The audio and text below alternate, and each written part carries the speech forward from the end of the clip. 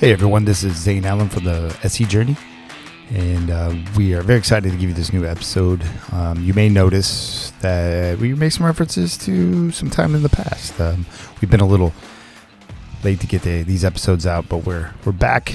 We're ready to bring the SE Journey to everyone out there that listens, and we're definitely interested in your thoughts about the show. Kind of went in a different direction with this one, and maybe some thoughts for how upcoming shows should be, some content, what else you'd like to hear. So definitely reach out to us, give us a shout back. And again, thank you for listening and enjoy the show. Welcome to the SE Journey, where we take you on journeys from across the spectrum on just how the hell we became systems engineers.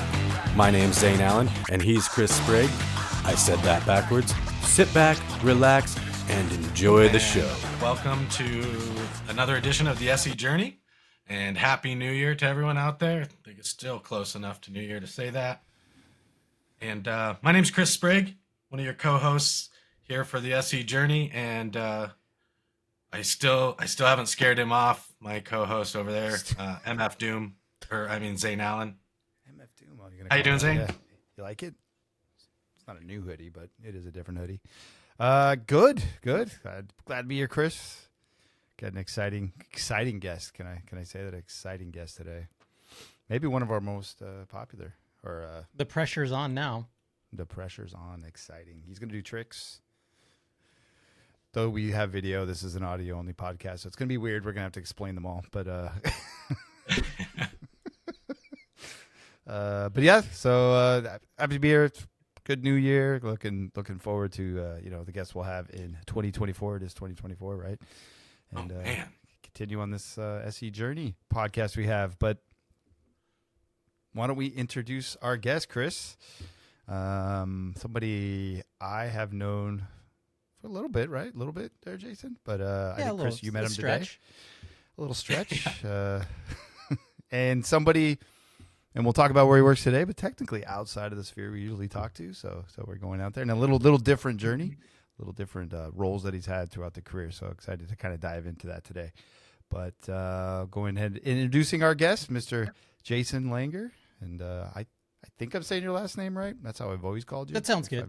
Some people put a hard G, some do a soft G. Langer. I like the soft G. But yeah, Chris, saying thanks for having me on. Pleasure to be here and happy to share some horror stories, and maybe some funny ones at the same time.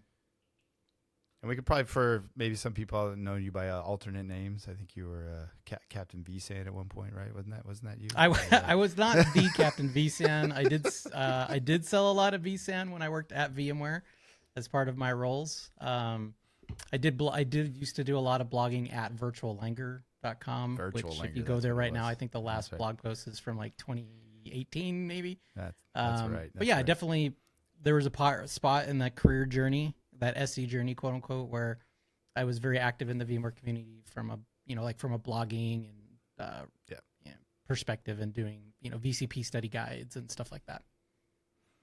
It's harder than you think, right, to keep up with that stuff. I feel like I know a bunch of us have start the blogging thing, and then it's not as simple or something you just do on the side like you think you would. It takes some effort and some time to keep those things up.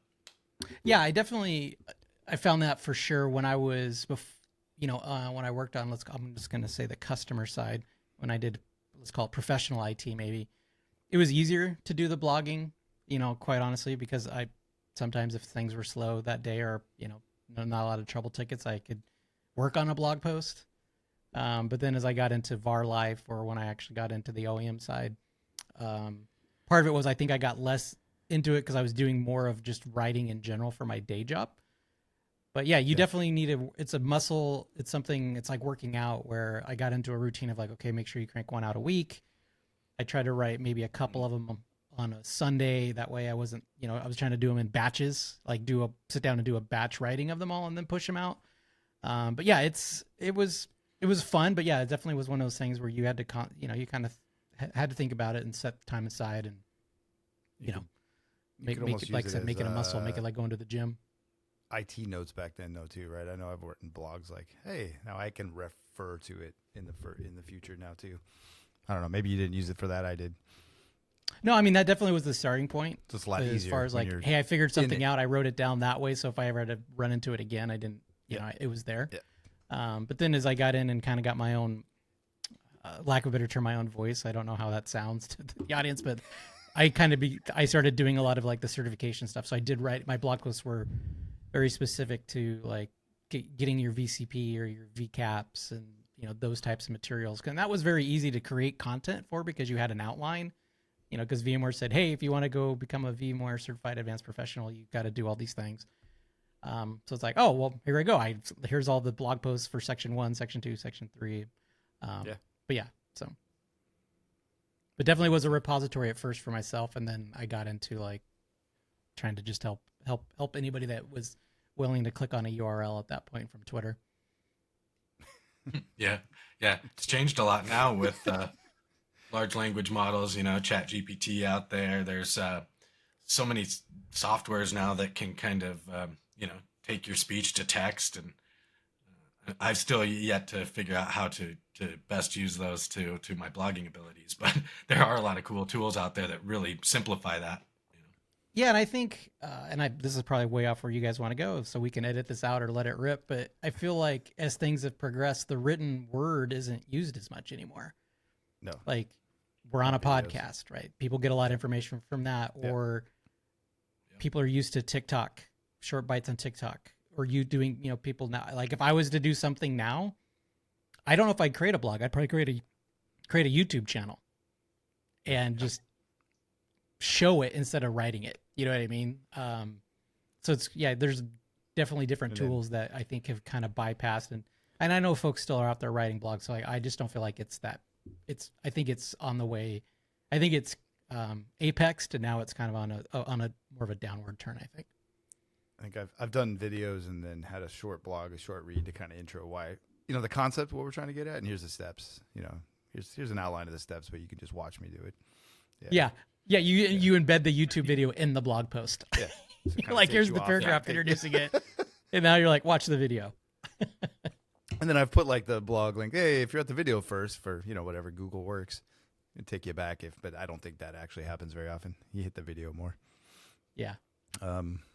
Still one of my most famous videos is 2 years old at this point. And thousands of views. Not enough to be monetized. But not enough to get that nickel a month. My kids or either. I try. But, I think I'm just going to make that video over and over and over and over. Yeah. Yeah, keep refreshing it. Feeding the algorithm. Just say updated for 2024, updated for 2025, and just keep hashing. Why is it the same? Because it doesn't change, but that's fine. Right. At least you think it's relevant. No, this is good. We actually never really dive into the community aspect of things, and because I think we could probably say that led you to maybe you already were there, but involvement in the community with VMware, right?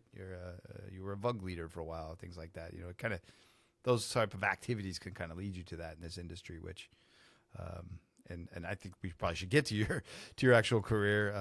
But as an SE, kind of as you advance, it makes you more relevant, makes people understand who you are, gets you kind of higher level jobs maybe, or at least jobs in different types of evangelism roles and such. But yeah, it definitely helped. I mean, that was. I've said this before. I view my career as acts. I'm a big movie guy, and. That's like Act 2, and it's a really good. Act 2 doesn't happen without me doing that community stuff and doing the blogging and making connections through that activity to get me into when I became like a solutions engineer working for a VAR, right? So I did Act 1 was like 15 years of doing professional IT, working for companies here in the Seattle area, and I started doing this blogging, and that opened the door to other people. And then that opened the door to go like, well, hey, you could go be a consultant, right? Go do the pre-sales engineer stuff, do deployment work, and then become an architect and all that kind of stuff. So while again, we I kind of talked about maybe I wouldn't do a blog today, like if I was to start scratch, but I think that idea, and I think this is just kind of normal now. We're in the early 2010s, mid 10s. I think people are still feeling their way around that. nowadays it's like if you just go out and create your content somewhere and you're sharing your content, right? If you're of that mindset, I think that's more of a norm now, where before, again, dating myself, when in 2010, if you told somebody you had a blog, they're kind of like, oh, what's a blog? Or why are you, like that kind of look on their face is like, but now if you're like, hey, I'm a TikTok influencer that talks about IT stuff, people are like, oh, cool, nice, I get it, so. Yeah. But yeah, definitely building that brand for yourself, or at least that recognition. Well, I like that you start with something you're doing too, right? Because I kind of, that was, at least for me, a blocker getting started. Like, oh, I have to have something so different than everything. Like I'm attributing to no, start with, hey, this is what I'm learning. This is what I figured out. This is why I'm doing it in conjunction with, I don't know. I've done some Kubernetes stuff. It was just, can I build a Kubernetes cluster? Here, I'm going to document it. Maybe it matters, maybe it doesn't. But you get started out there, right? And then you kind of find your groove, your voice, like you said, and you see what people actually are gravitating to, and maybe where you could help, or you find out what's missing. Yeah, we're not sponsored by anybody, but it's the just do it thing. Yeah. Like your first whatever content you're creating, again, podcast, blog post. I have a YouTube channel that I do for personal stuff.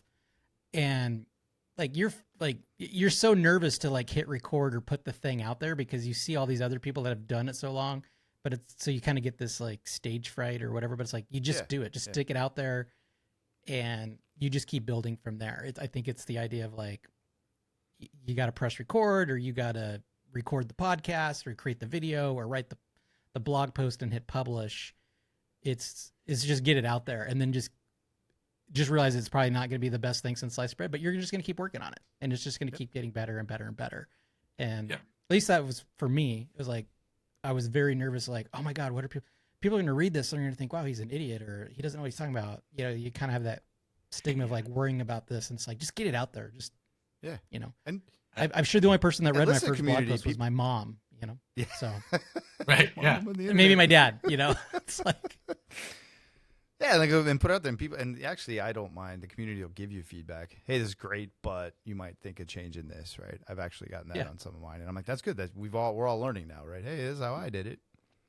Yeah, this I actually had wrong. that. Hey, if you altered it in this way, it'd be better. Like, oh, that's great feedback. Let's do something together, maybe. Or most of the community is helpful. Right? Yep. Don't want to drag you down. I had that exact same conversation just yesterday, actually, Jason, about if for some reason, when there's a record button, it's so much harder. Like you almost want to avoid doing it.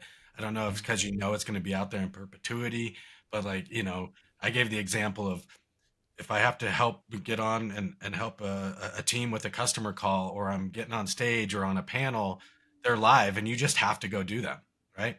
And whatever you ask and whatever you say is just, it's there and then it's kind of over. Those are almost they are easier for me personally than sitting here and hitting record and going, oh man, do I look okay? Do I sound okay? Like you said, somebody's going to go read this later and they might be way smarter than I am.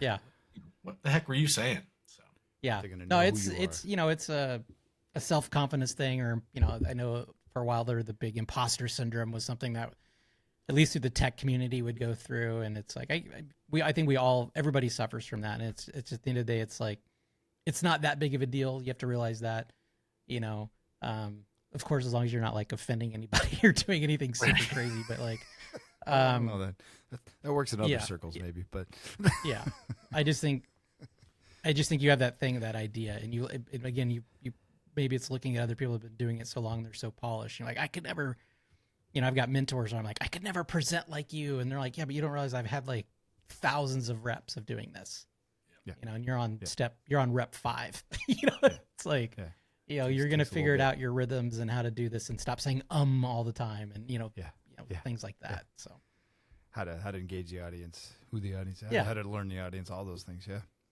It takes doing it. Yeah. It's like, exactly right. You play like, have you met Zane? And you just start pulling people in and taking photos and, sending them out on Twitter and stuff. That was the best. I was explaining that earlier to Chris. I'm like, I don't know if he goes, oh, I think I saw that on Twitter. I go, yeah, I did see that at a conference where I wasn't there, and he's just not me there. But that was a fun game. That's day 3 at a conference when you got to entertain yourself and you start pulling the audience in. Yeah. The best one was that the guy that gave us his camera to take a picture with me. as if I was. that was so awesome. Yeah. We'll take a like- picture of Zane. He goes, yeah, and he hands his camera to Jason. I'm like, Not only did he not okay. know who we were, he gave us his camera and was like, he now has this photo. But That is hilarious. I'm sure he still has it on there. Yeah, I'm sure he didn't delete it later. Like these he jerkies. cherishes it. It's probably printed out sitting on his desk. That was the best. When actually we had actual book authors in that booth, like right? Isn't Oh, yeah, that we did. Dummies We had Guide? Mel. Or like, yeah, Mel writes that actual book, and she's there. Anyway, Yeah. This Let's is just talk fantastic. about, it's almost. Yeah, do you want to talk about the journey now? We're 15 minutes in, or Yeah. no, this is good. I think this is actually a good aspect I wanted to get to because again, Yeah. like this is an important part to. So, this whole podcast is how do people go through this life that you couldn't. I mean, nobody told you about this in school. At least I don't think so. I always joke, I want to be a fireman when I'm 5, or I want to be an SE, and then so we try to kind of dissect what an SE is and all the different roles, what an SA is, and we'll get to yours. You're Yeah. actually partner SE, which we haven't really talked to yet, right? Maybe people came from partners, but they're all manufacturers, to a whole different thing. So, but the community aspect's big, and I don't think we ever dive on that, and it does help. And it helps you get out there and network. And like I'm part of 2 network communities that I help lead, and those things are super valuable because I'm learning stuff all the time from different groups of people that I wouldn't normally talk to. So it's very important, I think. So I think it is part of the. yeah, I'm journey, definitely so I not where appreciate I'm it, at Jason. today without Yeah. doing that. Like just flat out.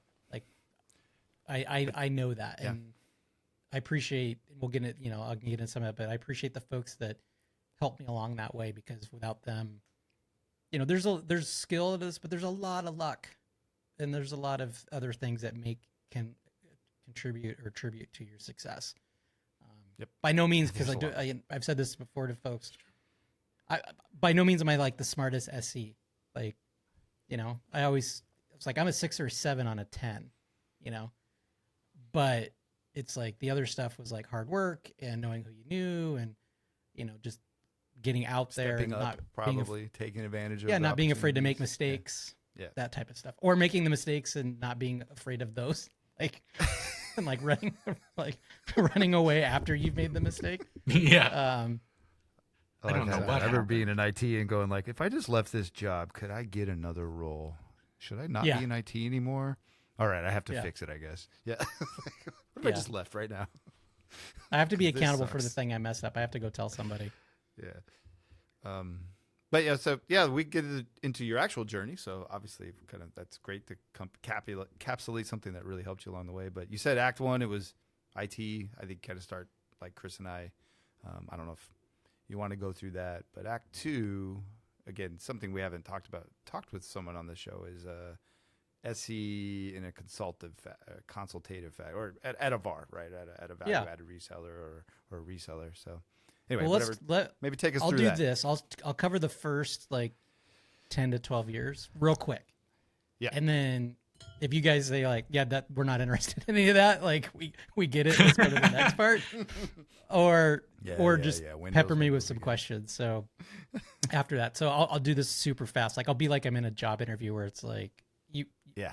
I've been doing this so long, but you really want to hear the first 5 years? It's like you're not going to care, but whatever. Not relevant. Yeah. So my first actual technical job, I worked for a company called Sierra Online, doing phone technical support, and this is 1998. So, and what I mean by that, because when I tell people I worked for a game company, I wasn't doing like hints and tips like how to beat the game. It wasn't like Nintendo's phone line back in the 80s where you're like, how do you get the golden cat out of the tree? It's like helping people build DOS boot disks so they could load games on Windows 95 or Windows 98. And that was my first tech job, doing phone support, for people that are daisy chaining flight yokes and pedals for flight simulator games back before there was USB, so it's all serial or parallel wow. ports and stuff like that. We're going to have to put show notes for what the hell that means. Yeah, younger folks might need to Google all that.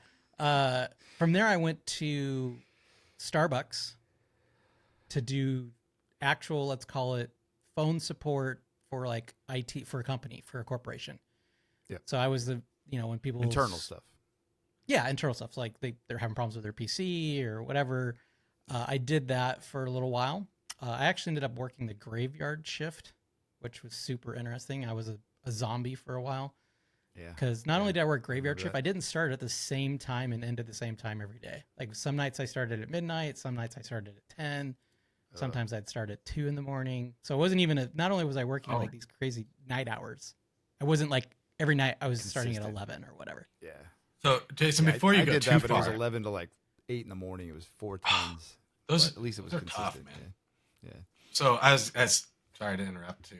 Before No, you go go for too it. far, I'm still stuck on King's Quest. Can you Yeah.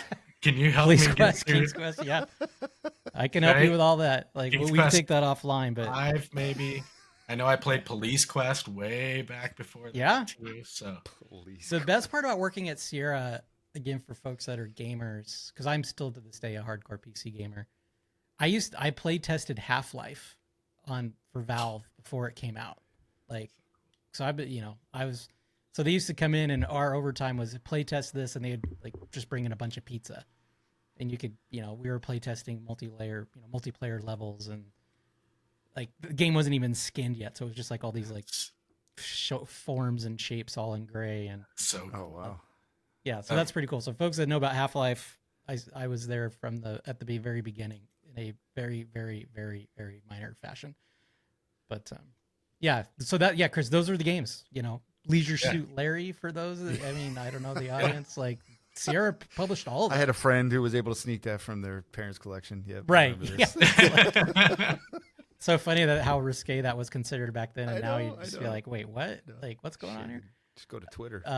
Play with- But yeah, so then I went to Starbucks. I was at Starbucks for a little while, and this is where from Starbucks, I got my first break, right? I feel like, now granted, so for reference, I didn't go to school for IT stuff. Like I don't have a computer science degree. I'm not like formally educated in that kind of stuff, right? So everything that I've done has either kind of been self-taught or, I've gone to, later in my career, I've been sent to training or whatever, but self-taught reading books or people just giving me breaks and opportunities. And my first break came when in 2000, I went to go work for this small company called Walt Disney. And I was the backup jockey, meaning they were looking for somebody to come in Most of us to were. manage net backup for like 2,000 servers and basically just rotate DLT tapes, hundreds of DLT tapes every week. It's another show now and not to make. DL. I had no idea how to do that. I didn't have like Windows NT experience because this was Windows NT days and just when 2000 came out. And my brother knew a guy that worked at Disney who knew a hiring manager that was looking for somebody, and I came in and I interviewed, and Todd, this guy named Todd Johnson, hired me, gave me the job, and that was like my first break that got me into, from doing help desk stuff, right? Because if you've ever worked in a call center gig, like those sometimes can only lead to new call center gigs or help desk gigs or whatever, right? You have to find a way, if you want to get out of that. And I was fortunate to find somebody that gave me or take a risk. And so I did backups for a couple of years at Disney as the backup guy. And like I said, Todd gave me the break. And that's also how I became a storage person, because they bought this thing called a SAN. And everyone's like, what's a SAN? And like, well, it's got to deal with data. So why don't we give it to Langer and he can be the SAN guy? The sand guy. So myself and Todd worked on, like, I'm talking about HP EVAs, if that means anything to you guys. Yeah. Early early EMC Symmetrics. And this is back when we were home running the connections, from the servers back to the arrays. Like there was no, originally we didn't even have a fabric, right? We were just like direct attaching and stuff. Yeah. So I was doing that. Yeah. Yeah. So I got into Disney. That was when I first got into, let's call it infrastructure, where I've kind of been, that's where the rest of my career has been, at least in that space. So I did that for a couple of years. Then there was this thing that you guys might have heard of called the .com bubble that burst in about 2002. Yep. So I got Rift in the middle of November, which was awesome, like to get laid off right before the holidays. But, it worked out, but it took some time off. No, not on my own accord. But then I went and worked for this other small company called Microsoft, starting in January. You're just full And of small companies. Yeah, and I worked on this little project called Xbox. And so I spent a couple years there doing, and I hope people will understand I'm being sarcastic and not trying to like gloat the way I'm saying that, but because people might not know me. But I worked on Xbox The advantages Live of for living a in couple the years. Seattle area, you can go work for these kind of companies, right? Yeah. So I worked on Xbox Live. So the first year I was there, that was I worked on the team to help build the data centers, build the test lab, the pre-production lab that the developers that were actually writing the code to run the service, as well as the third-party games that would have to test their games to do like matchmaking or to do downloadable content. And then the following, after we went live, the following year was spent supporting the infrastructure, like saw the data centers that ran the production Xbox Live service, as well as continuing with the labs and so on and so forth. So that was a lot of fun. Worked really hard. That was probably one of the hardest working jobs I had, at least on the corporate side. A lot of late nights, a lot of not getting home until very early hours of the morning. Those But 32 go ahead. hour I'm sorry, Nancy? IT days, those 28 hour Yeah, I mean, IT I literally days. had those. Yeah. Yeah, I had a bed in my office. I had a little fold-out mattress thing, like foam mattress, because sometimes it would just be easier to sleep there than go back home and then come back in the morning. So, Wow. so I that was never had to do interesting. that. I've heard those stories. The mattresses on the cubicle. We just Yeah. trade caffeine and ate pizza. But yeah, that's insane. Yeah, me and my office mate, guy named Mike, Mikey Nguyen, we'd pull 18, 20-hour days sometimes, and it's like, dude, I'm so tired. I'm just going to sleep here. I ask my kids when they're young. Well, it was my son. Hey, you think you ever want to do IT? He goes, no, you don't come home sometimes. Like okay. Yeah. I don't want that job, Dad. That's crazy. Yeah, but you were Yeah, I mean, solving that's the whole problems. It's thing that- so fun. Yeah, pager duty, like Yep. my couple of next jobs, I got into production support where, back in the day where you pass the page around and we had the, do you guys remember the Wi-Fi cellular, like USB cards, that Yeah. because back the then PCI cards Wi-Fi too. wasn't everywhere. Imagine that. Like I you used just to couldn't get sell 'em. Wi-Fi at Starbucks. Yeah. Yeah. So I did the support of that many times at a company where Shannon and my wife, would be out on a Saturday and, hey, honey, server's down, and I logged in, and now I actually need to go to the data center, and yeah, those hats off to folks in production support roles, because that is a It's insane. hard thing, and you definitely It's good. sometimes have to put your family second, because of what's going on. I always had I supported newspapers when I started. I always had a laptop at Thanksgiving and Christmas, and I was always on the side of the couch solving something at one point because newspapers don't stop. And I rebooted a server from a phone. Well, actually, once. newspapers do stop, but Well, they did stop. That's why I stopped going Yeah. there. But at that time, they were 24 or they were seven days a week. It's 365. yeah. They did stop. No, Yeah. it's- I'm gonna put that in the show notes too. Damn, all the things DLT tape, newspapers. Yeah, DLT, newspapers. NT. Yeah, Windows NT 4. I'm old, man. I don't think most That's people how you realize how know. old I am. Start talking about token rings and when we anyway. Yeah, right. Vampire taps. Vampire taps. Yep. Yeah. I remember so the newspaper and the buildings are all got raised floors throughout, and I remember we'd lift it up and you just see like just 20 years of networking going down. And Yeah. the guy like whipped out, this is a vampire tap. This is when we did thin net. We had Yeah. we had That's- oh my twin God, X. Yeah. We did have twin X. We had But- I series. Anyway, Yeah, I terminated all Okay. that stuff. But yeah, so I did the Xbox thing for a while, and then I went back to Disney. Did that for a little while as well. Same kind of role, more again doing infrastructure. The way they set it up is like there was like a server infrastructure team, and then you had like the website teams, right? So they managed the code that ran the websites and whatnot. Whereas I was like, okay, I managed AD and storage and kind of those infrastructure backups and those infrastructure pieces. And that's actually when I got my first taste of literally building data centers.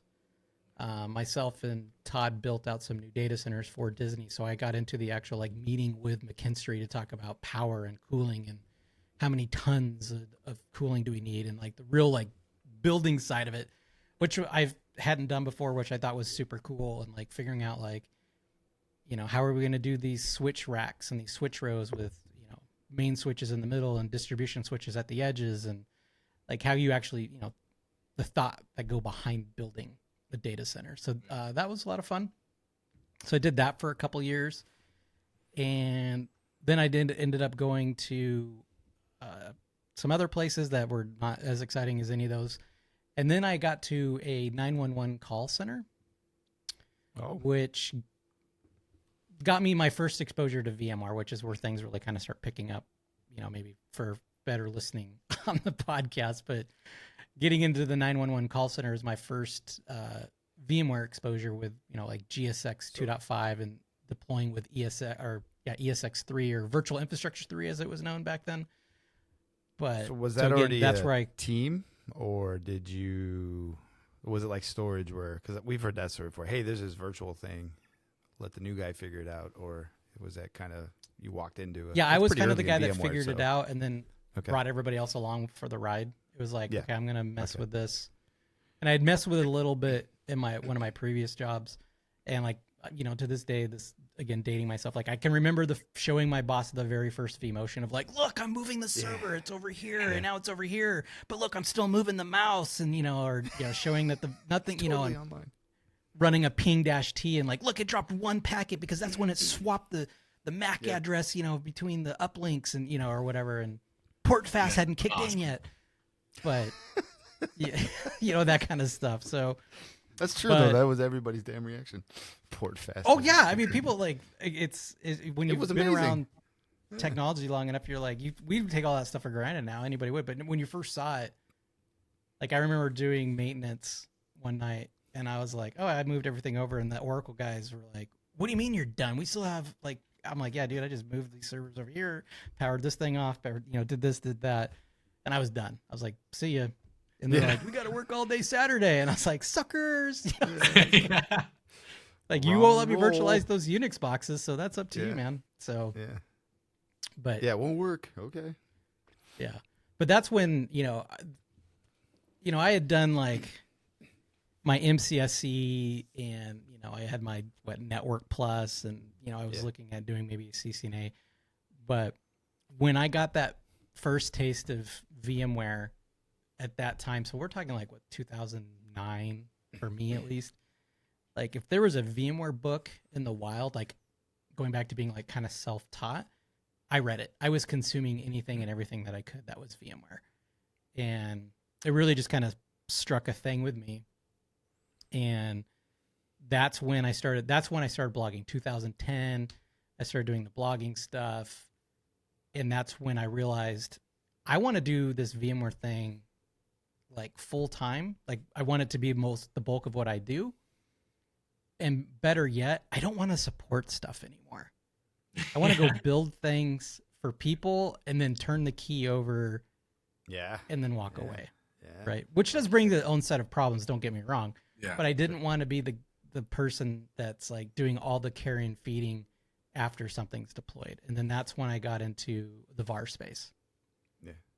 I'm curious. Valuable. Because I always go back in my career. Like maybe I stayed too long in the care and feeding world, but still valuable to the journey, right? I mean, what you learned on that, you can, I'm putting words in your mouth, I guess, but you can translate that into helping others at the VAR space, right? I was there, I was in the seat. These are the things you got to consider, and this is why. Yeah. Well, it brings a little bit of credibility. Yeah. And credibility, you know? Sure. Have all that history. So I was going to ask, I'm curious, your, I think it was the call center where you got the VMware experience, right? Did you go there as like, did you apply to that as, hey, there's this VMware thing, I'm going to go get that job? Or did you get it under some other pretense and it was one of those, hey, we've got VMware, do you want to try this, Jason? Yeah, it's a little bit of both, or a little of two things, I should say. The first thing, the VMware thing was like 20%. The more important thing, and I think people can relate to this again now, was, oh my God, this place is 8 minutes from my house. Yeah. like I was driving into Seattle with my wife and I every day, hour and a half each way, you know, Oh, even in yeah. the carpool lane.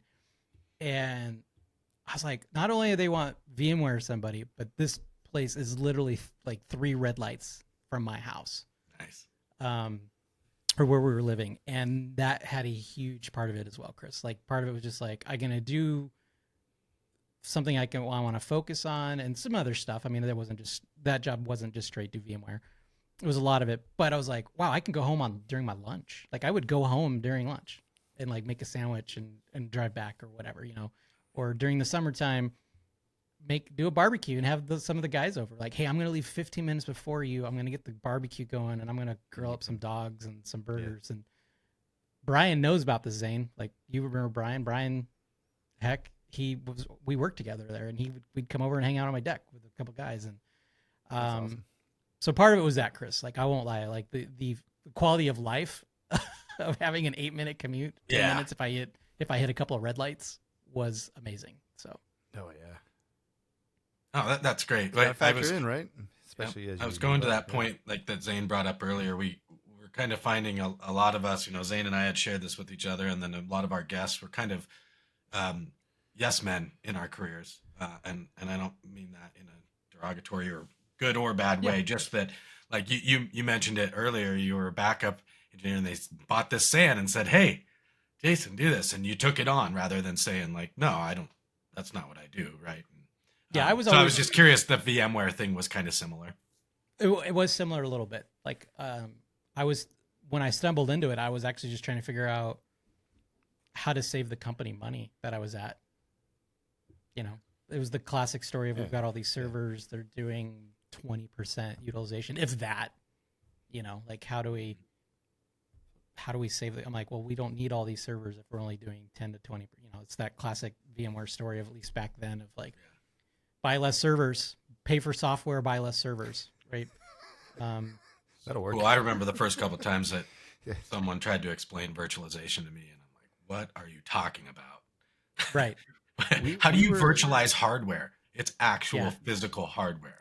Like, you can't fake I could argue the iSeries and all that was that, but parallel. Well, that was actually my first experience with it because I knew that from the mainframe days. Yeah, mainframe. Mainframe stuff is kind of technically your first. Yeah, I didn't. You don't really think about it till you look back, right? You're like, oh, yeah. That's kind of what we were doing. Yeah.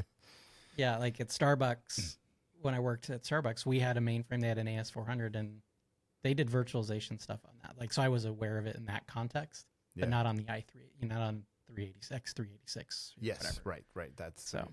We had parallels come to us when I worked with Gannett, and we entertained it. Back then, our biggest problem was how we're going to pass through all these serial. We'll go back to serial and USB dongles because all my software ran off that. Yeah.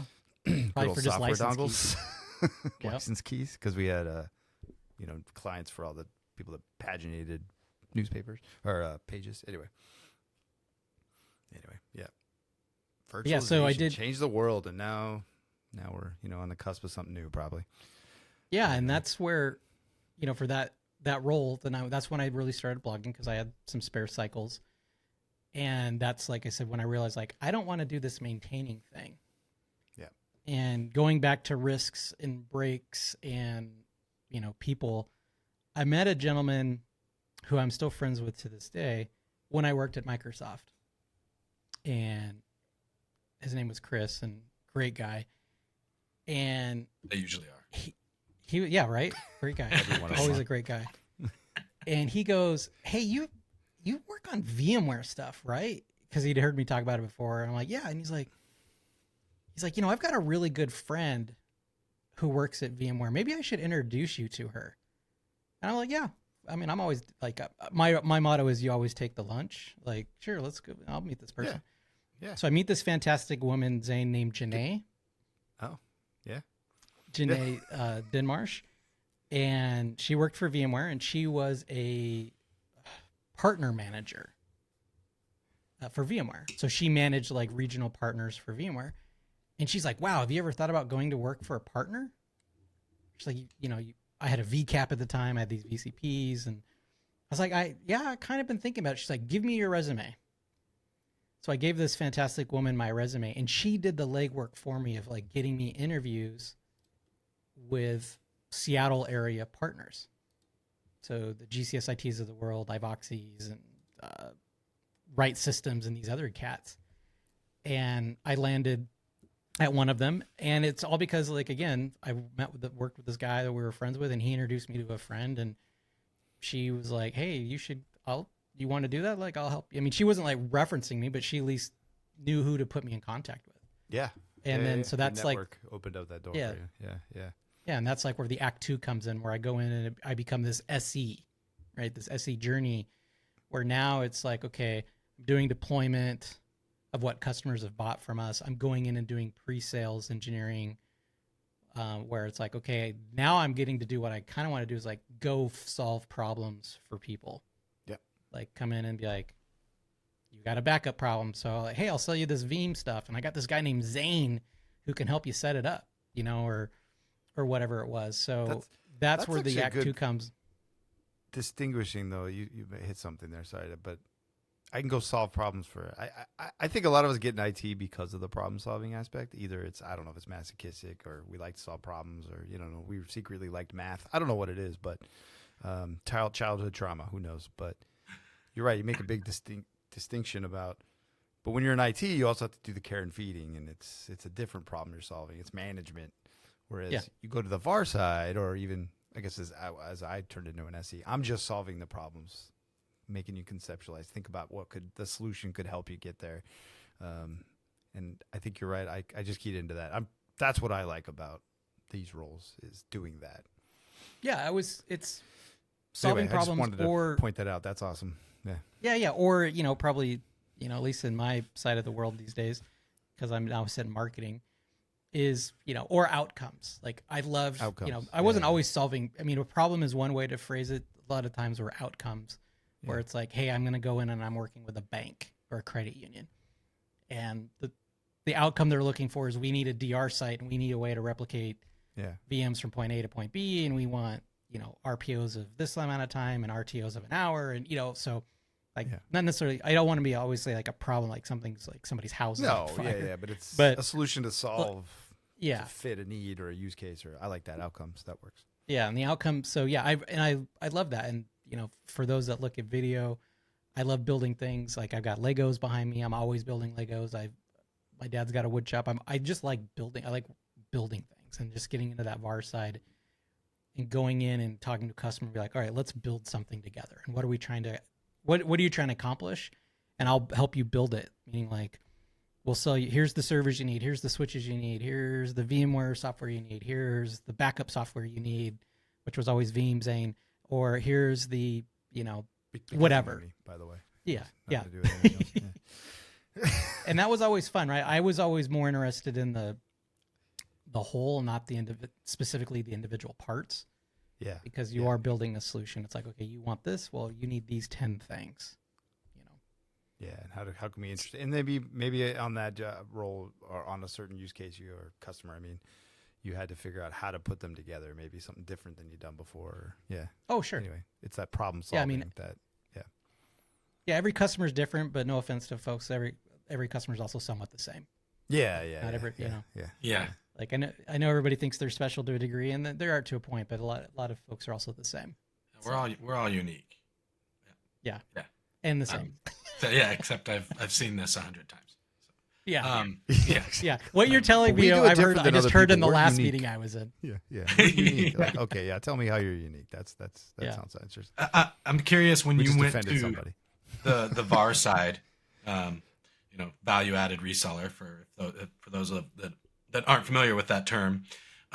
Were you doing both pre-sales and post-sales, Jason? When you first so the VAR side was it was super interesting because I did a lot of things as Zane, and that's how I actually met Zane.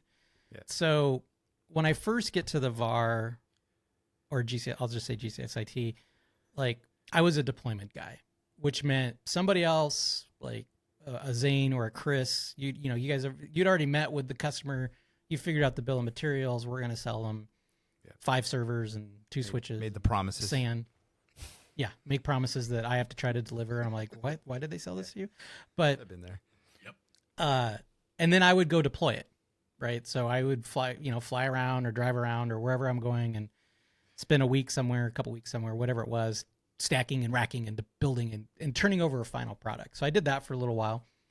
And then I got into pre-sales.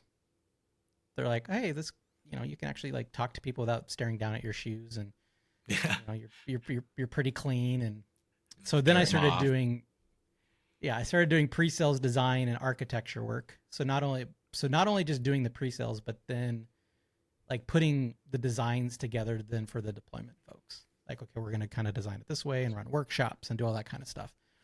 I did that for a while. And then I became, and this a whole other aspect of being in the VAR, but a different kind of career. Then I became like the data center practice lead. So at that point, I was running the engineers, like from a management perspective, and I was maintaining all of our data center infrastructure focused relationships. Meaning, like, so when Veeam wanted to be our partner, I'm like, all right, we'll meet with you, and how much Veeam do we got to sell, and this, that, and or VMware. Like, I got really into VMware stuff, shockingly enough. So I got into like partner technical advisory boards. I'm going down to VMware once every 6 months, and I'm in a room with their top partners, and they're telling us what roadmaps are and giving us feedback, and we're all yelling at them. We're like, that's stupid. You're screwing us, or, and that was a lot of fun too, right? Because then I got more, quite honestly, I got more into the business side of it, right? Because now it's like, what partnerships are we doing? Are we making enough? Are we selling enough to maintain the partnerships? What's the back end rebates? And I mean, there's a lot of stuff that goes into that we probably don't need to get into, but yeah. So my partner experience, and all the same partner, by the way, John Powers, the owner, was always that. It was a family owned business. It wasn't huge. I think we got up to like 60 employees. Powers family was always really good to me, and they're like, hey, I'm like, hey, I think I can go do this. I think I can go make our VMware business better if you let me lead the charge here. And to your point of like saying yes or being yes man, but it was also taking some initiative, like, hey, you know what? I think I can do this and make it, a win-win for everybody. I'm going to enjoy it. It's one thing I want to do. And, I hate to say it this way, but I'm going to line people's pockets with a little bit more money, and we're going to help customers too at the same time. Yeah. Right. So everybody's going to get a little something out of this. Yeah. What was that thing? Everybody gets something out of it for sure. Yeah. And, so that was the VAR stuff, and I did that for VMware likes you, maybe. Right. So this is where we get into Act 3. All those things. Yeah. Yeah. Veeam. I mean, Kevin Masters and David Schneider. If we're gonna name drop, like, I always try to make sure, and this is something like I always try to do. And Zane, you can correct me if I'm wrong, because we did work together in that respect. It's like I always tried to say what I was going to do and do what I was going to say. Yeah. Right. Because you're trading off your reputation. You're saying that you're going to do something that Veeam wants me to. It's like, yep, Veeam, I'm going to do that for you, but I need you to do this for me. Yep. And that was all very, very interesting way of how tech businesses run in that regard. So that's a huge distinction. Huge thing. Just doing what what you say you're going to do, right? Follow up on what you said you're going to follow up. It's amazing how much credibility just doing that will give you. Well, and I'm not going to say, I'm sure there's times I did drop the ball. So if people want to call me out, but yeah, I mean, like I tried to do it the best I possibly. Your intent was to do that. Yeah. It wasn't just to talk and get out of the meeting. But like your other part too is like, but then ask for what you wanted. We haven't had like a channel SE on here either, but when I was at Veeam, I used to say we're all channel SEs. Well, I guess we have had a channel. I'm sorry, Chris, you were a channel SE. I'm the guy that hosts the show, but I'm talking about as an interview. Yeah. Wasn't Scott Howard a channel SE? Yeah, but he hasn't been. No, he was. Okay. I took his job. Well, he was SA when he left, but I took his. Okay, I took the job. Yeah, previously I took Hub's job, but anyway, we were all channel SEs. But I liked your distinction there. As we're talking about when you go in and say to a partner, "Hey, this is what Veeam's initiatives are for the year and what we want you to grow for a business." There's another side of that, right? Well, you're like, okay, well, this is what GCS IT is trying to get to, and this is the business we're growing. So how do we do that together? And I used to always try to lead with that. Like, what are you guys? What are your initiatives this year? Oh, we're trying to sell more with this vendor. We're trying to get into this space. Okay, great. This is where I think I could fit and help you out with that. Because I was also arguably at something that didn't cost the most in any solution, so I wasn't making them the most money. But if I could help them deliver on their promises, then it's a good relationship. Yeah, I was and gonna. it's a Just like to extrapolate on that. I think it's an important part of being a SE. Jason, I was gonna say, I think I just missed you at that time too, because Zane and I were talking earlier. I started at Veeam in February of 2018. oh, okay, yeah. And I think you had rolled out right around then. And then a year later, I went from, other than Zane's Seattle area, kind of Pac Northwest or Northwest SE to then a year later, they put me to Channel SE. Oh, okay. And GCSIT was one of the partners, obviously, we supported. So he knew your replacement. Yeah, and I want to pause here, just kind of, because I know that this SC Journey is your kind of your podcast and what you've done before. It's like one thing I hope people are getting across is like, or what I'm trying to get across is, I like technical stuff. Like I was a technical guy, like super nerdy knobs. I could go toe to toe with the best of them to a point on speeds and feeds and stuff. Sure. But that wasn't the only thing I was locked into, right? Like the getting into like, had you told me, hey, you're going to go like run a tech business per se and find it actually interesting and not really spend all your time turning the knobs or figuring out these things, I would have been like, you're crazy. But that was a lot of fun. I really enjoyed that too. Right. So when folks are thinking about their careers and stuff like that, I sometimes I feel like folks think like, well, if I'm technical, I got to stay technical. And I'm not, and for some people that's great too. Like but that doesn't mean that is always the case. Yeah. And you might or know the trade-offs as you move into different roles, right? Like that you are going to give this up to do this, but it could be very rewarding, right? Yeah. And it's, and then when I got more into that businessy side of stuff, I had felt like, okay, I'd done all that break fix IT work.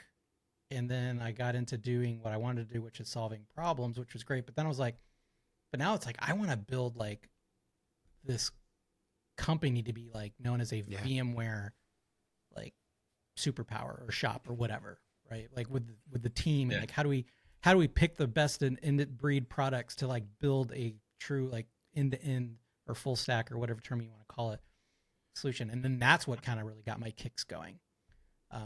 So it doesn't mean you have to just stay as an SE per se. I was managing SEs, but I wasn't doing SE work at that point in time anymore.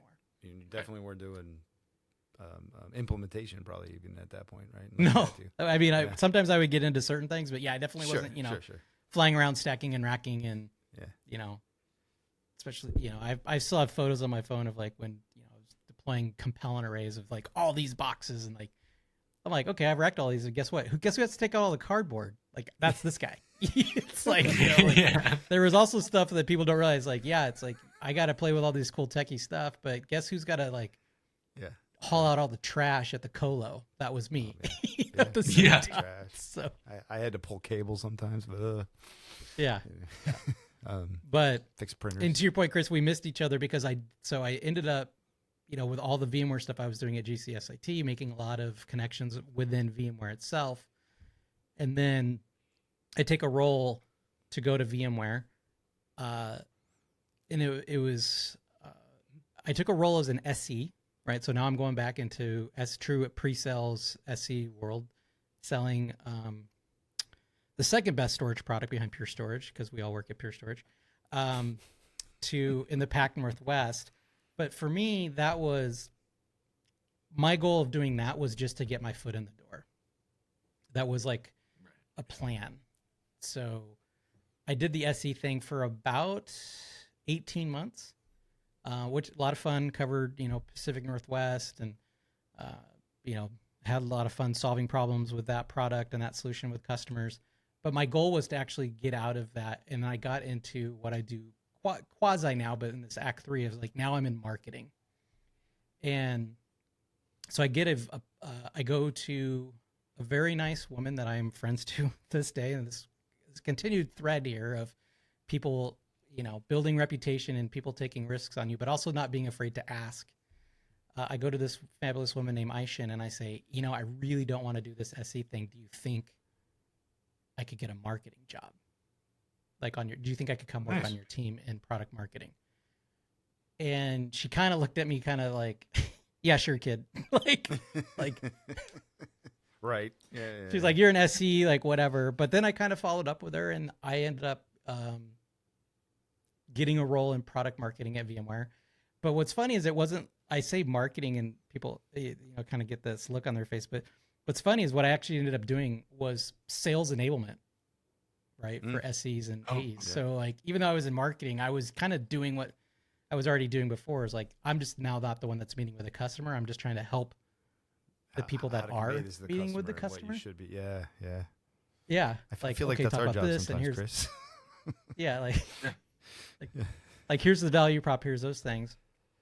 So that's kind of what got me into this side of the house, where I'm kind of even stayed at Pure. But I want to touch on something that you brought up, Zane, where you're talking about where you potentially you're for lack of a better word, you're giving something up to do something new or to get something new, right?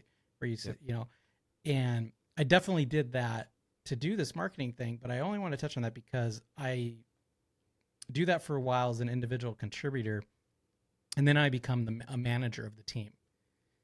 And I started recruiting other SEs to do some of this work. And I would have very upfront conversations with them. It's like, hey, Zane, I think you're great. You've got this, you're well-spoken. You like to build content and assets and collateral. And I know you're a great SE and all this, but what do you think about coming and working in marketing? And here's all the great things that you're going to do. But what I need to know from you, or Chris, let's say, is you're not going to be judged on your technical acumen anymore. Yeah. That's not what's going to define you anymore, Chris. What's going to define you is like, yeah, you're going to have technical smarts, but you're going to help create this other stuff and messaging and help enable and get these like concepts across to other people. And are you going to be okay with that? And that was a very interesting conversation because I did recruit a lot of good SEs, and some of them have moved on into product management roles. Like they've taken that and moved even further away from like the speeds and feeds, like I said, like hardcore SE stuff. And that was a conversation I used to have with a lot of folks, and some people said, no, they don't want to do it. And I'm like, I get it, but I want to be upfront with you. Be like, look, if your identity is that, we're going to be checking that somewhat at the door. Yeah. And the guys that moved over, I think to this day, I had hope if they hear this or they really enjoyed it, like I said, or they've moved on to other things within a marketing or product area. And again, from that SE journey, it's like, that took them, it's like, okay, I've been known for being technically proficient and I can deploy or configure or whatever, like nobody's business, but it's like, yeah, but that's not going to be you anymore. Like that's not going to be what your identity is. You're going to possibly talk to those folks or help them convey a message, but yeah, your smarts are something different, right? Your knowledge is totally different. Yeah. And all that stuff that you've done is going to bring credibility to when you talk to these people. You know how to talk to them. Right. Exactly. Right. Yeah. But that's not how when I do your review, that's not how you're going to be measured. Yeah. I don't care what's I say, are you asking me, Jason? Because this is pretty interesting. No, I'm just, I just wanted to throw that out there. It's like, hey, No, I honestly feel like any good SE is a good marketer because you have to be. Yeah. It's just a question of what you're marketing. Are you marketing yourself? Are you marketing your intelligence? Are you marketing your ability to solve problems? Like, especially from like an SE as a pre-sales person, right? Yeah. And I joke about that, saying, are you asking me? But there's a lot of common threads there. Like when I started my career in computer science and then quickly learned, I like doing hands-on stuff and more generalist. And as I went and swapped majors to what they called IT management at the time, it was a mix of networking and CIS and all these things.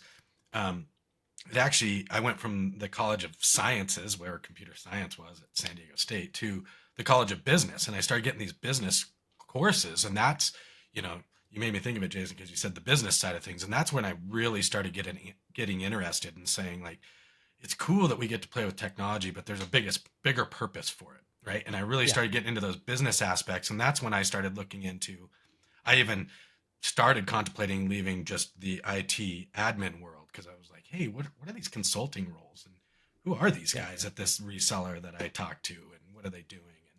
And so yeah, that's interesting. Well, and the other thing, and all that's excellent. I think that's great, Chris. Because the other thing, one thing that I think people are afraid to talk about to a certain degree is, and I'll call it out, and you guys can edit this if you want, but all these conversations I'm talking about, my W-2 is going up as well.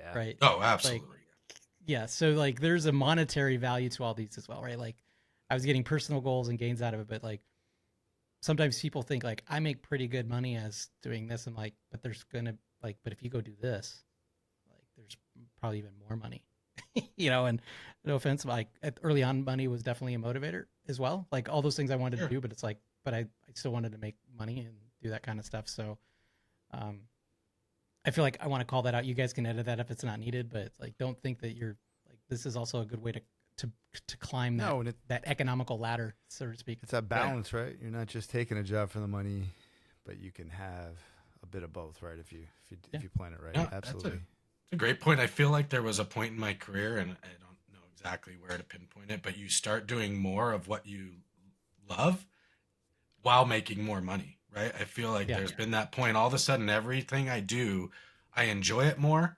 And you're right, the W-2 keeps increasing.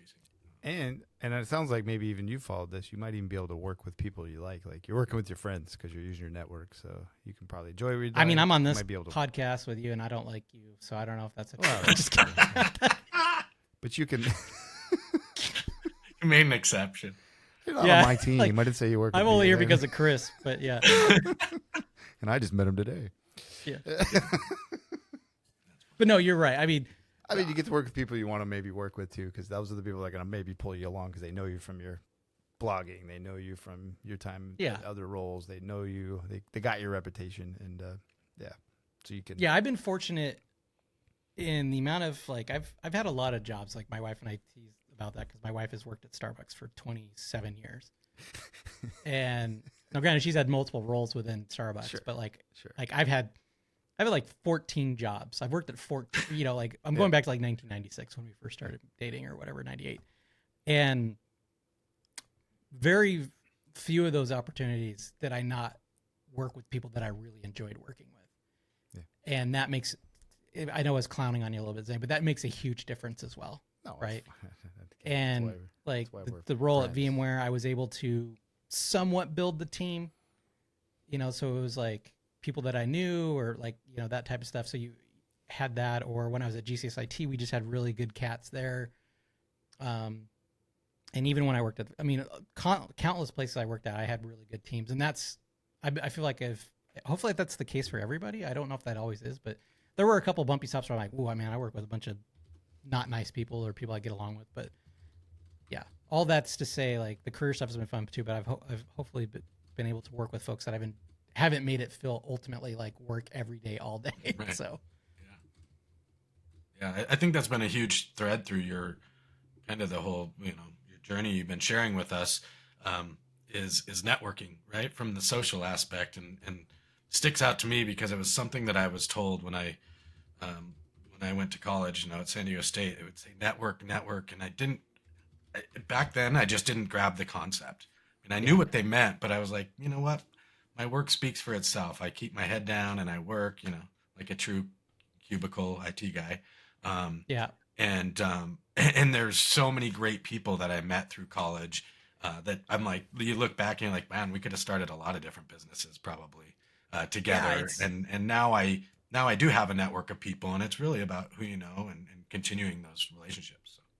Yeah, and not to be like old guy yells at cloud, because like I've done already multiple times, but like just think about that. Like when we were also like, when somebody told me, I'm like, how do I build a network? Like, what are you talking about? Like, I know the 6 people that work in the office with me or whatever, or maybe I've gone to a couple of conferences, I'm talking like 1999, that time to now. It's like, you'd almost have to like forcibly not try to build a network nowadays, like between social media and Twitters and LinkedIn, and like how you get to know somebody at, I remember days really early on of like working with somebody's like, do I really want to add them to my Facebook group? Like, cause like I work with this guy, but I don't really want to know for him to know what I do on the weekends or whatever. But now all that stuff is just so, I mean, it's just there. Like it's not even a question, I don't think anymore. But so when you say that, it's funny because I remember those conversations too of like, I had a very small network in that very early time of just because you just knew the people that you work with, like who are the people in your neighborhood. But now it's like you like be in contact with people anywhere around the world at any time, which is super great because I think it makes things easier. Getting a job. I mean, I've been, again, to beat the drum, I feel like I don't know. I've gotten a couple jobs without knowing somebody where I was interviewing at, but the majority of jobs I've ever gotten is because somebody put in a word for me, or like I knew somebody there, and I just, I couldn't imagine like when in my early career I was just blindly sending out resumes and hoping, literally mailing them, and hoping somebody was going to call me back. So, yeah, it's definitely changed. No, that's and I'll get my walker and leave now. Like, that's a good enough. No, I think that's amazing. I think that definitely pins a good. I was just saying it's good advice from a career perspective, and it's all these things that lead up to building that network that get you the roles that you want to fall into that you don't even know are out there, right? Right. Well, cool. I think we're. Yeah. Anything to? Was there any last things to finish your journey? I actually was gonna joke that we got through this whole time and mentioned like every manufacturer out there but our own, that when we all work at the same company. Well, I think that's great. But you mentioned it, Jason. Yeah. So obviously if now you want to finish up and then tell us what you actually do today. Yeah. So what I'll do is I'll just wrap up that journey because like everything sounds like it's been great. There's been bumps and bruises along the way. Sure. And most recently, I did leave VMware. I was at VMware for 4 years. Had a great time there. Met some great people. Still in contact with a lot of them to this day. But I got a little burnt out. I got a little angry. little like, hey, I don't blah blah blah. So I went to go work for a different company, and it was a terrible mistake. It was just not a good idea. So that only lasted for a couple months, and then I was, now we're talking about like we're in the pandemic, and just like life is just super stressful, for other extraneous reasons. And I actually ended up taking a sabbatical, a very short one. Like my wife we agreed that I could do 3 months, and I took a 3-month break, which was amazing. Like I was able to just kind of like recenter and kind of just like spend time with my family and do stuff like that just to kind of like reset. And somebody I knew sent me a link to this company called Pure Storage for like a VMware evangelist type role, or I can't remember what they were. It was solutions marketing. That's right. VMware solutions marketing. And I had known Pure because when I worked at the VAR, I sold Pure. It was in our portfolio, right? So I knew the product. I knew people that were still here 8 years later. And I was like, yeah, man, I'll go work. Good people, good company, good product, right? We have a good product. It does what it says it's going to do. And so I interviewed, and I've been here now, I think 18 months, year and a half. Still working on the marketing side, still VMware focused or cloud focused in that regard. So I get to play both sides of the coin where I'm like, I focus on Pure, FlashArray, and FlashBlade, but as it relates to VMware, right? So I get to flex those VMware muscles that I still have, as well as learning our product and how those integrate and how to message that and how to, make people aware of that, both internally within Pure itself and externally with our customers. And, so that's how I've met you, Chris, and obviously Zane. I knew Zane before, but this is the first time we've like, quote unquote worked together. And yeah, I've been here 18 months. Love it. I've had a good time. Good work, good people. So, but still in that marketing side, right? Like I don't even know if anybody would hire me for an SE now. Like I've been so far out of that game. Yeah. But I was gonna say it's interesting because I think you mentioned it earlier. Like you hear marketing, and I think many of us have very different vision of what marketing may be. But like you said, you still get to flex those VMware muscles, and you're very much a technical marketing side, right? Yeah, marketing has a bad rap, and I understand that. Trust me, because I would, even before I got him, I'd be like marketing guy, whatever, person. but once you get in, there's so many, like, it's like the word Smurf. Like, if you ever watch the old cartoons or the movies, when they say like Smurfing, that's like their adjective to mean anything. Like, marketing actually can mean anything. Yeah. You know, because it's like, it's really like, what's the truth about marketing is, you know, there's going to be some type of output, but it's more about what is the type of output. If it's truly marketing fluffy stuff, there's that. Or there's what I do, like you said, it's more technical focused of like, okay, this is how SRM works with, you know, a flash array, and this is how the SRA talks. Like, I mean, there's an aspect of that, but nobody would think that was marketing, but it's in a marketing function. So I always make that joke. Or it's like the word cloud now. Cloud can mean anything. You say the word cloud to somebody, and it's like, put it in context so I know what you mean when you say the word cloud, because you could be talking about anything. SaaS, infrastructure service, PaaS, like it can be anything. So yeah. Definitely marketing's got kind of a scarlet letter in that regard. That's cool. So I'm curious, in general, it doesn't have to be specific to Pure or any of the roles. You are, I shouldn't say that. Are you, in general, are you happy with the move to marketing that you made? Yes. Yeah, for sure. I mean, I don't look back and say, oh man, I should have, you know, stayed, you know, as an SC or whatever, because again, I still get to keep those lanes. I still have there's still connective tissue there, right? Like, I still work with Zane, or I still work with like our field solutions architects, like Tristan Todd on the VMware stuff, or Cody Hosterman. You know, if anybody's listening to this from a Pure, like, everybody knows who Cody is. So I still get to tickle that fancy. It's just not 100% of what I have to do or what I do anymore. Yeah. So it's there when I need it, but there's other, you know, like we talked about, where there's things you give up and things that you gain. I gave up, you know, 70% of that technical side. So I have 30% of that, but the other 70% again, I really enjoy, as far as like the messaging and how do you take a product, how you bring a product to market is super interesting. Like how you like how you figure out what the product marketing, like what the features are and what the timelines are and the roadmaps and what is it actually going to solve for somebody. Like, that is super interesting to me. Yeah. And it gets in front of well, now I've got the thing, I'm going to go talk to somebody about the widget that's going to solve the problem for the person. You're now like trying to figure out how to get that thing to market, to go solve these problems. Yeah. And that's a lot of fun. Yeah, that's cool. I mean, that's why it's super interesting for me to hear your story, because I think, you know, Zane and I'll speak for him, you know, are drawn to that aspect of it as well. And as you were mentioning that earlier, I think when you first were moving into marketing, you know, Zane kind of made the comment. It's similar. Like, we, you know, our roles, we kind of straddle that piece where we're not full SE, but we, you know, not full marketing. We do enablement. We try to up level the teams, as you were talking about, you had a role where, you know, really what you're doing now is evangelizing internally, trying to up level the SE teams and the sales teams to say, you know, here's the value and here's what they bring. But at the same point, you know, Zane and I, they'll still be like, hey, we need you on this call. Come join us. Come do some of these SE role functions with us. Right. Yeah. And I did, it hasn't happened as much here at Pure, but when I was at VMware doing the marketing thing, I would get pulled into customer calls.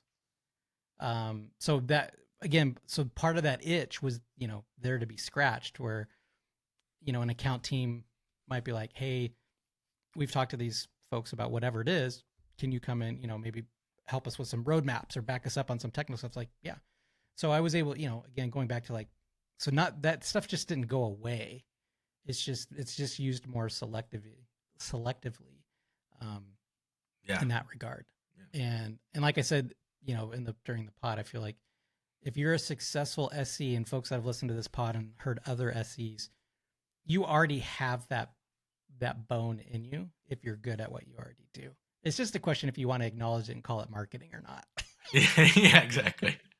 Yeah. If you want to call it I'm outgoing or I'm good with people or whatever, like those are all synonyms to me as you could do marketing work. So yeah, good bedside manner, like whatever you want to call it.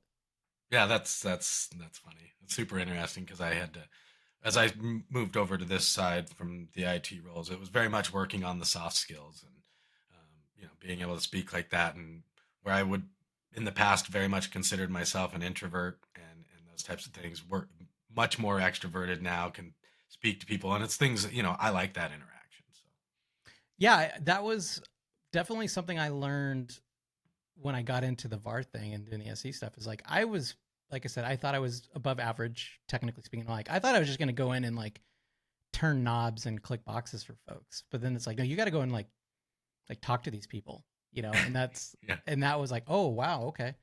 Like, so you, again, going back to like personality and how you treat people and that bedside manner, do as you say and do what you say or whatever. And yep, like those were aspects that didn't enter my mind. I just thought I was going to go in and be like, hey, I'm just going to be a VMware guy and a storage guy and like just do that all day. And that's while that was a lot of the work, there was all these other things that went along with it that I had to pick up and kind of learn as well. yeah, yeah. Well, this is Jason. This has been fantastic and super interesting for me because I don't know you super well. We've interacted a couple times, but so I love hearing the story and the journey, and hopefully it's valuable for some of those out there curious what direction to go in this SE or IT journey. So Yeah, um, I'm happy to be here.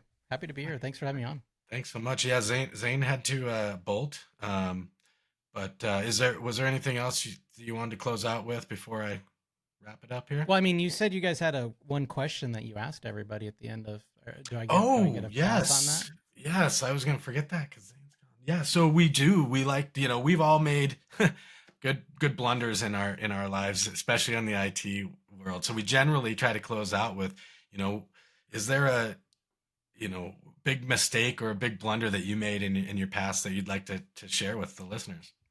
Yeah. So, well, the first one I mentioned was, I zigged when I should have zagged, and I ended up taking a sabbatical a couple months ago before this, or a year and a half ago before this job. Um, I think a quick and easy one is when I was at the VAR, and this wasn't a technical thing, right? Like, so, I mean, I'm sure I've got plenty of technical, like, should have typed a 1 and I typed a 0 or vice versa. But one time I was putting together a statement of work for a customer. We were doing some VMware work for him, and I forgot a 0 on the statement of work, meaning it was like ended up being thousands of dollars cheaper Oh, than what it should have been. And in a testament to where we were at, we sent it out. I've freaked out. I was like, oh my gosh, like I got to go tell my leadership that I messed this up. And I mean, they were super gracious about it. I mean, they basically, they didn't like berate me or anything, but they yeah. just like make sure it's like, this is the only time this is going to happen. Right. And what I thought was just super cool. And again, going back to being, working on your word and building credibility in relationship, it's like, we honored it. The mistake was on us. And we didn't like try to go back to the customer and be like, hey, we sent you the wrong revision of the document, or, you know what I mean? Like, Yeah. Which I've, I mean, people have done some interesting things to me sometimes personally, like contractors with housework and stuff. And so it was a learning thing. I was like, hey, I should probably just double check my work a little more closely. But that was kind of one of a big one. I've shared a couple other stories in other scenarios, but that's so not technically focused, but definitely one No, that kind of like it's definitely stuck with me a little bit. yeah, So, that's a great one actually because we do usually hear technically focused ones and those. well, and what's funny for you, Chris, is the customer was actually in Boise. Oh really? Yeah, so I flew to Boise to do the work, and but yeah, so Oh, just that's as an FYI. hilarious. Well, Yeah. sort of. Those Yeah, darn. yeah, it's hilarious now because that was like 12 years ago, and I can laugh about it. Yeah, those darn zeros. Sometimes they mean nothing, and sometimes they mean tens of thousands of dollars. Right. I mean, like, I was like, oh, it's a /22, not a /24. Ask or something. Anyways, Oh man, but yeah, that's my story that I'll share for today. I love it. I love it. Well, thanks, Jason. Again, I really appreciate it. This has been fantastic. I can't wait for people to hear it. And yeah, thank you to all you out there that listen and made it this far. We appreciate it. Again, Happy New Year, and we'll see you next time. Thanks.